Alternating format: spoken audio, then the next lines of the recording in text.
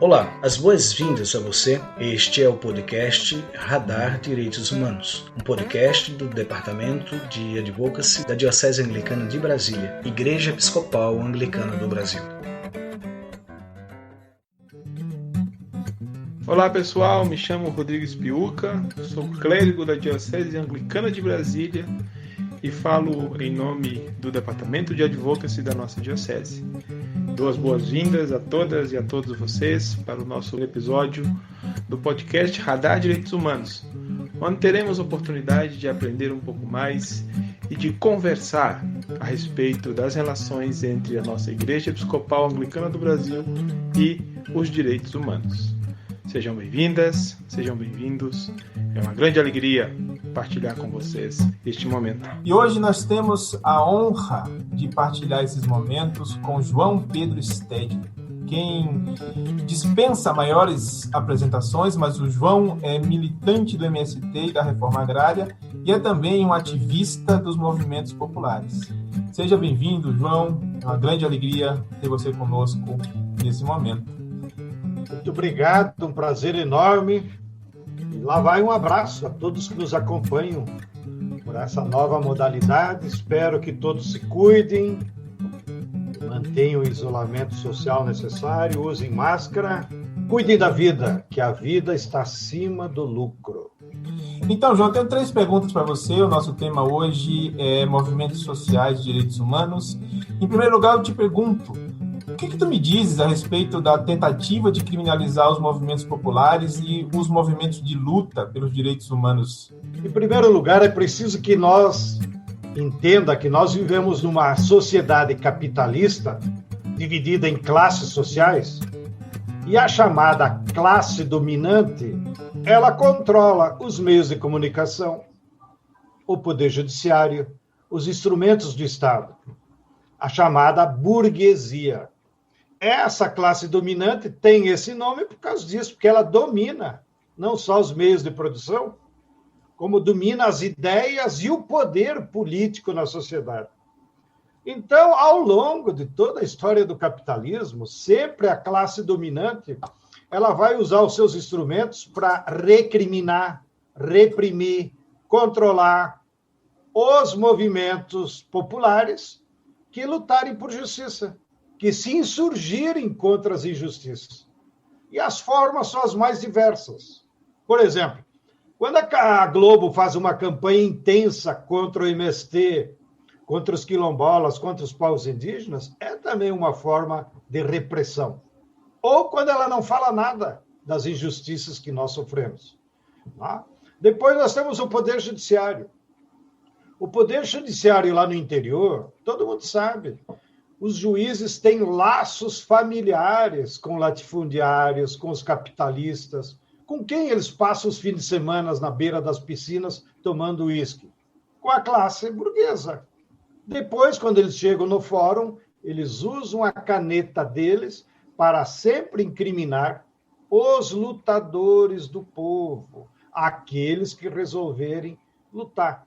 Então, há uma tradição clássica, eu já diria, que os poderes dominantes sempre usam essas 3 ferramentas. Ou eles tentam cooptar, atrair para eles, né, as lideranças, ou eles tentam desmoralizar, e fazem isso com a mídia, e se não funciona nenhuma dessas duas, então eles reprimem.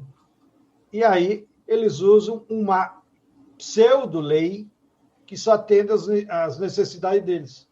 Como dizia o Getúlio Vargas, que os mais jovens nem conhecem. Getúlio Vargas teve uma frase que se transformou histórica. Ele dizia, aos amigos, né, da burguesia, tudo. Aos inimigos, os trabalhadores, a lei. Muito bem, muito bem. De fato, precisamos estar atentas a todas essas ferramentas de cooptação e de criminalização. Tu mencionaste aí o papel do Poder Judiciário, né, João? Então, o que tu me dizes sobre essa recente decisão do ministro Fachin, que suspendeu as ações relacionadas à regularização da posse de terras das comunidades tradicionais, quilombolas e etc. Bem, o Poder Judiciário, ainda que ele seja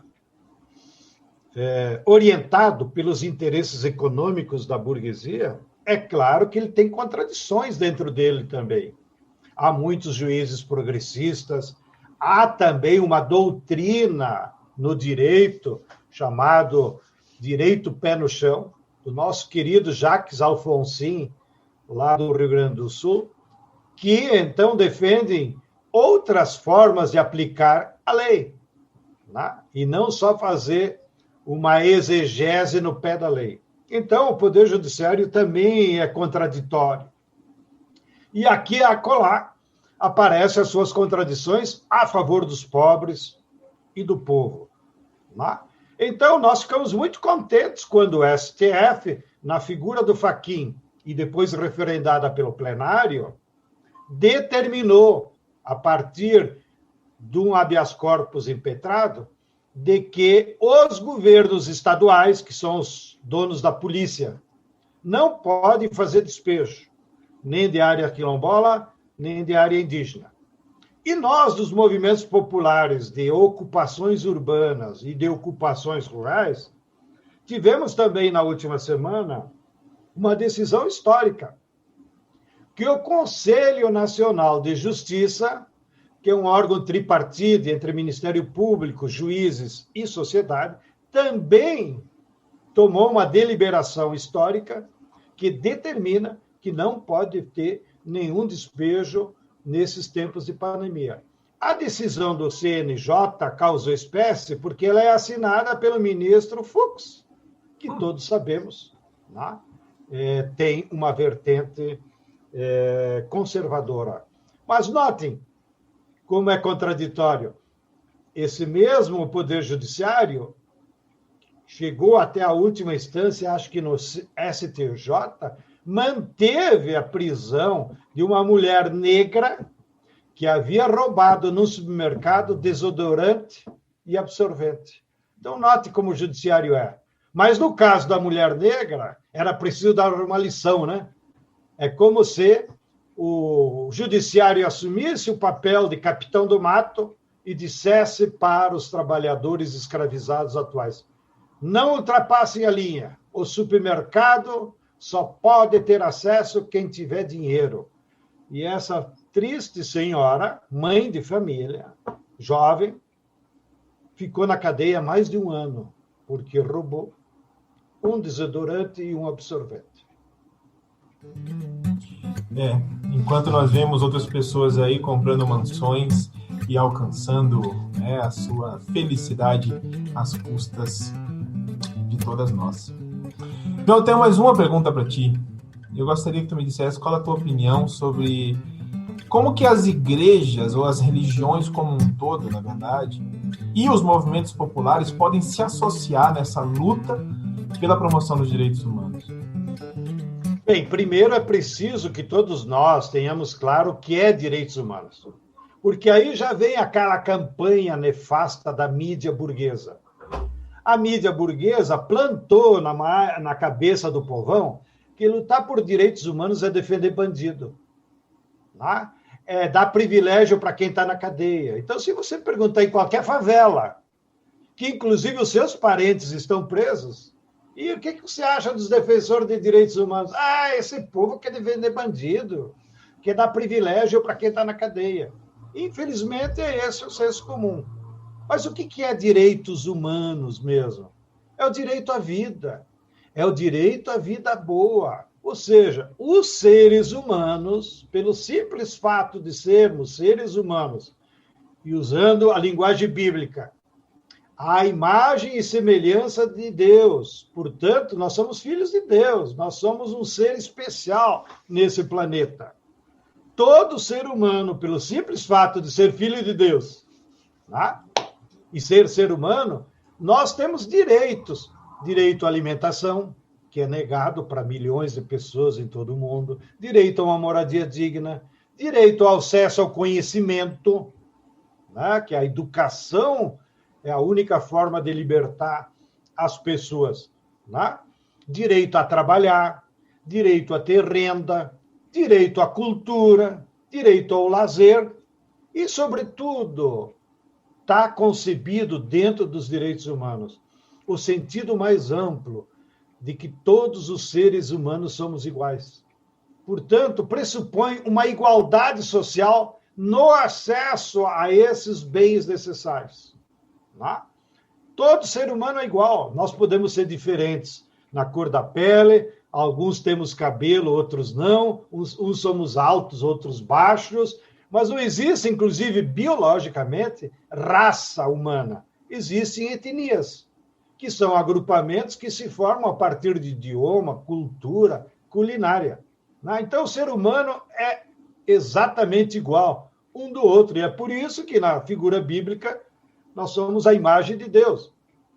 E por isso, as religiões e os movimentos populares, eles jogam um papel fundamental, que é esclarecer, conscientizar, é para que as pessoas tenham ideia. A palavra consciência vem do latim conoscere, conhecer. Ou seja, a pessoa tem que conhecer a sua natureza, os seus direitos, que todos os seres humanos somos iguais. E, portanto, o papel nosso como mediadores entre o povão e a organização, que é realizado pelos movimentos populares e pelas igrejas, é fundamentalmente levar a consciência, o conhecimento, para que a população, então, tendo conhecimento, se organize e lute por esses direitos humanos iguais para todos. Tá? Hoje mesmo, para provocá-los, eu coloquei no meu Twitter. No mesmo dia que o senador comprou uma mansão de 6 milhões, ele aprovou uma ajuda de emergência para a senzala de R$250 por mês. Se a casa dele fosse igual às nossas, né? Portanto, todo mundo tem direito à casa, ele levaria 2.000 anos recebendo 250 por mês para poder comprar sua casa. Então, essa é as revelações das grandes injustiças que há na sociedade e que a luta pelos direitos humanos é para superar. No fundo, lutar por direitos humanos é lutar por uma sociedade igualitária, onde todos os seres humanos são tratados da mesma forma e têm os mesmos acesso aos direitos. Muitíssimo obrigado, João.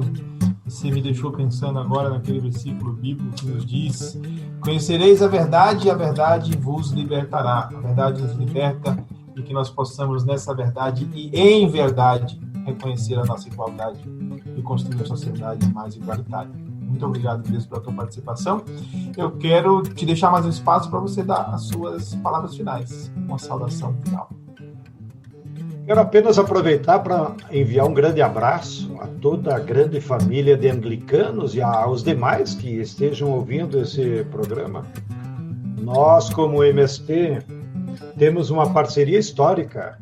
De certa forma, a organização dos camponeses em torno do MST para lutar pelo direito à terra, lutar pelo direito a uma vida boa no campo, sem ter que vir para a favela na cidade, foi também fruto, lá na década de 70 e 80, e ao longo de toda a nossa vida, do trabalho incansável de centenas, milhares de agentes de pastoral, de várias denominações religiosas, inclusive de terreiros, né, que nos ajudaram a conscientizar o povo.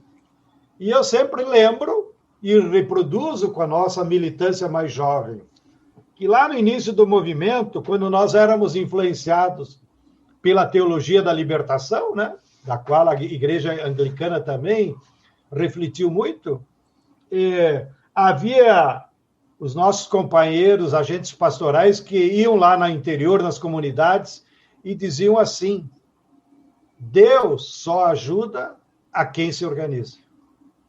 Então, essa era a motivação. Bom, se o cara está de bem com Deus, se eu tenho uma fé religiosa que ajuda a orientar o meu comportamento na sociedade, eu preciso saber que Deus só vai me ajudar, não é porque eu sou melhor que os outros.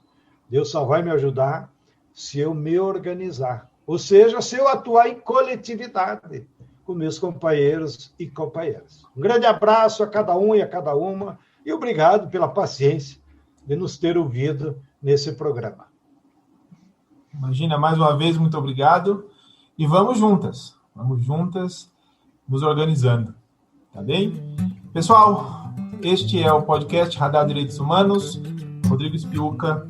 Até a próxima semana.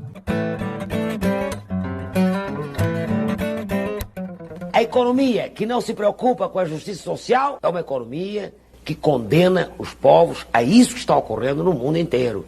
Uma brutal concentração de renda e de riqueza, um desemprego e a miséria. Isso está acontecendo até no norte, não é só no Brasil não. Nos Estados Unidos, na França, na Alemanha. Isto, para mim, não é economia. Isso é coisa, honradamente, quase que eu digo, do demo. Isso é coisa de tecnocrata alucinado que acha que está tudo ok. Não está nada ok. Eu pertenço à esquerda tradicional. Eu me preocupo, desde que nasci, com a justiça social. Uma economia que diz que precisa primeiro estabilizar, depois crescer, depois distribuir, é uma falácia. Nem estabiliza, cresce aos solavancos e não distribui. E esta é a história da economia brasileira. Se não se preocupa com a justiça social, com quem paga a conta, você não é um economista sério. Você é um tecnocrata.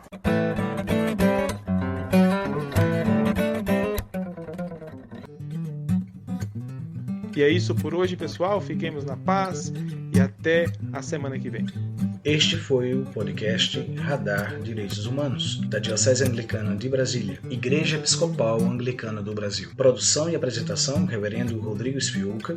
Edição do Reverendo Isaías Torquato e direção-geral do Bispo Maurício Andrade. Se você quiser entrar em contato conosco, você pode nos encontrar pelas mídias sociais, no Spotify, no Google Podcast e no agregador de podcast de sua preferência. E pelo telefone 61 3443 4305 e pela hashtag Radar Direitos Humanos. Até o nosso próximo encontro.